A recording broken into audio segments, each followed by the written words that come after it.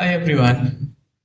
I'm going to create this video on how to set up a F5 lab from scratch and what all configuration we need to configure to have the GUI as CLI access and what are the default credentials, the login, username, password that we can set and all that.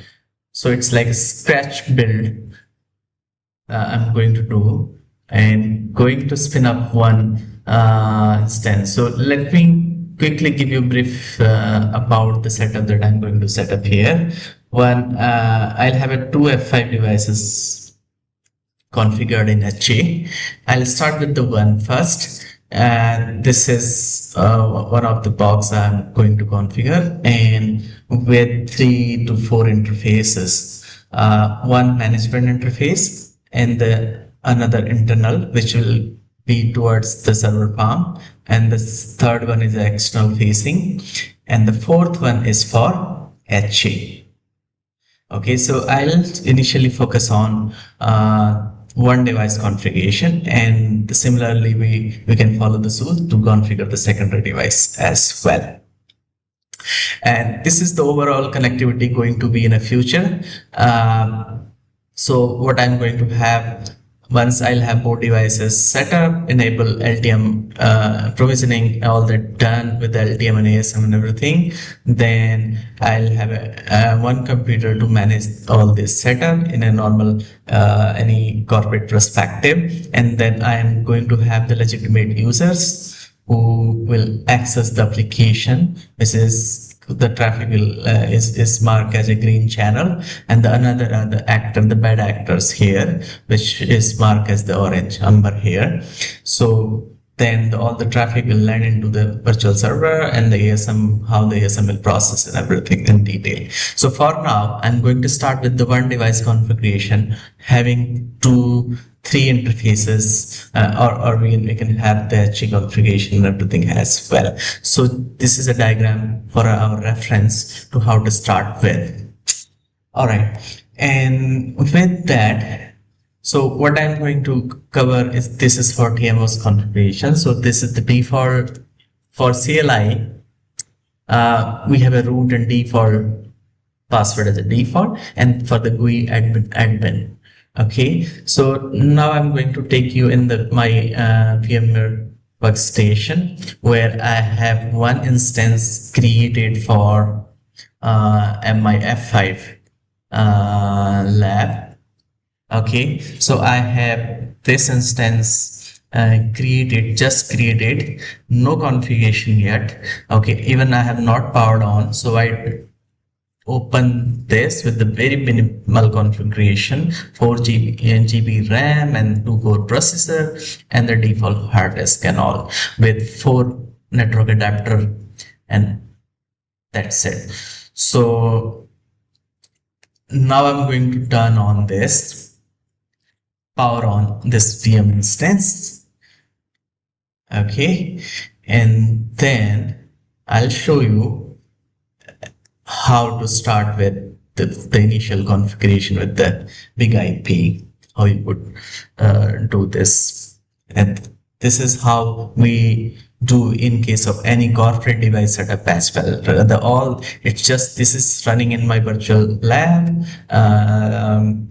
but the operational perspective, the configuration and deployment is going to be same wherever you deploy. Okay, so in case of the hardware, the only variation will be, let's say you have a hardware model, so for that we'll do the cabling, power on, and you will have the console cable, and you will get the similar prompt there. Or you can have the the management cable connected, and have your laptop also configured into the default IP range, and then you can start from there. Okay, so the configuration going to remain same. So this is how you'll get the console access screen as well. So it's asking you to enter your credential. So I'll start with the default credential. The default credential I already talked you in the CLI, it's going to be root and default and GUI admin. All right, so I will enter here the default credential. let me check my cursor location. Here, yeah, I'm here. So I'll start with the default and password. So it will prompt you, the first thing first, it will prompt you to reset your password. Okay, so I'm gonna hit the current password and I'm gonna set the new password as per your organization policy. Following the complexity, you can set as desired. Okay, so this is, I'm going to set here my password and confirm password. It said did not match. All right, let me redo this pretty much everything again. Retype okay, so as soon as you reset, then it will give you in configuration mode. All right, and no license. I don't have license. You need to have the license ready. When in your company, you'll have the license key and everything there. So once you go there, then you can configure your first thing first, the management interface as per your topology. So from in a normal organization perspective, you have some diagram and connectivity graded, and in my case I'm going to give the reference of this one. Okay, this is the logical the topology, and I also have created a table called network mapping table. So this is my management, this is internal, HA, external VLANs I'm going to create. I'll start with the management, and this is the VMnet mapping and everything that I already talked about in a different video. You could refer to that video.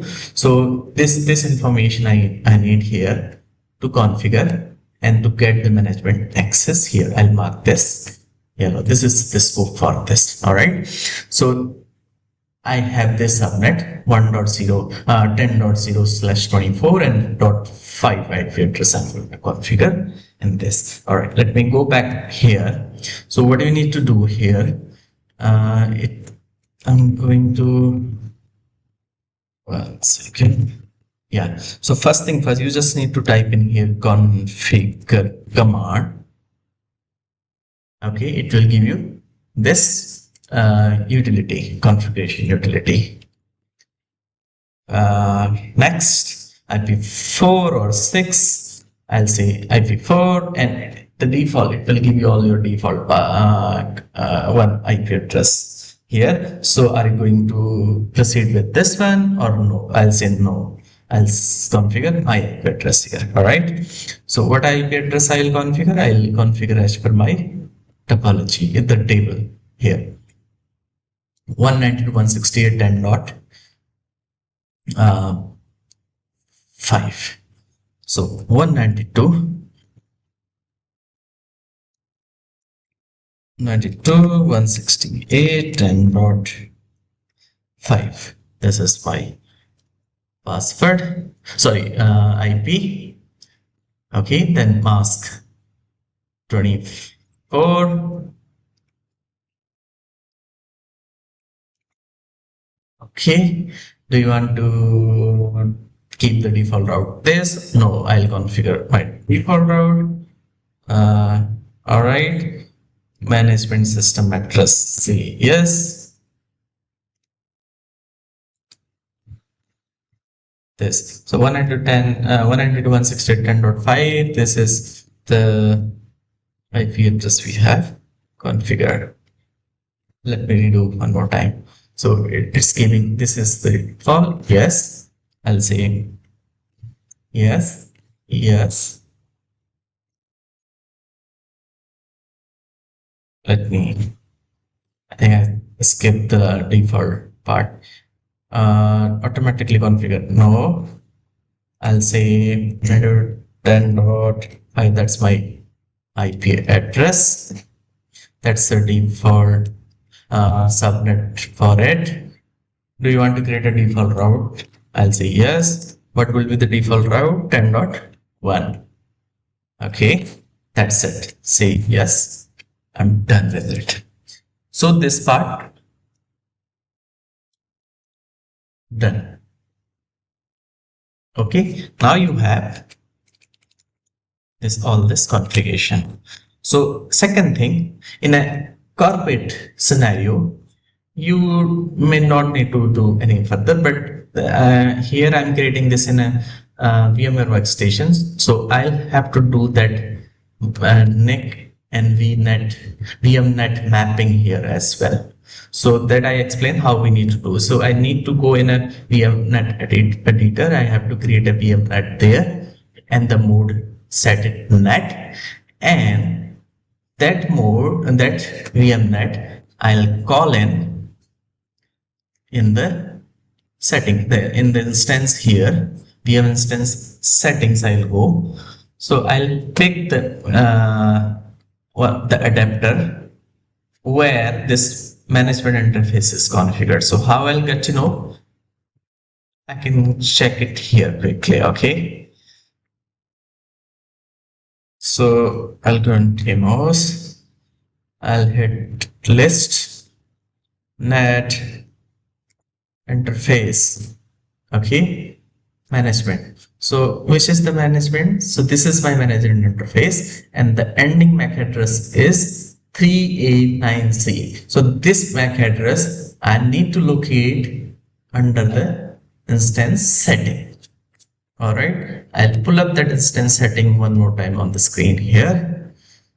Then I need to locate the adapter where this MAC address matches 3A9C, ending 3A9C.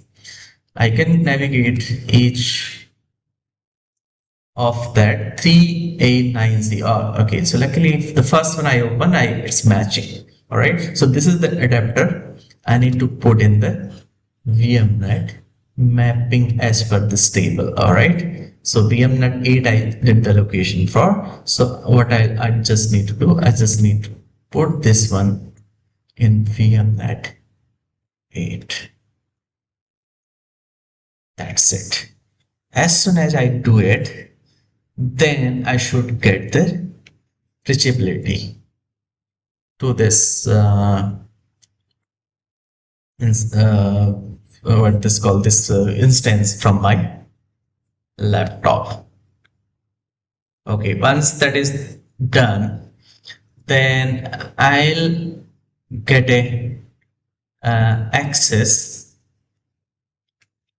to this instance, and let me give me 1 second, and I should have the reachability from my computer.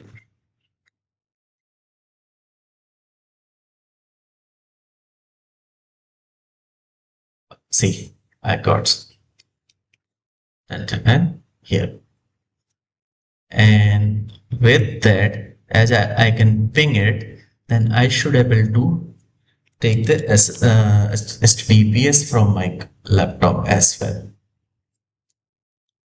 192.168.10.5. Sorry. 1 second, let me pull that on the screen so you can see it properly. So here HTTPS 192.168.10.5.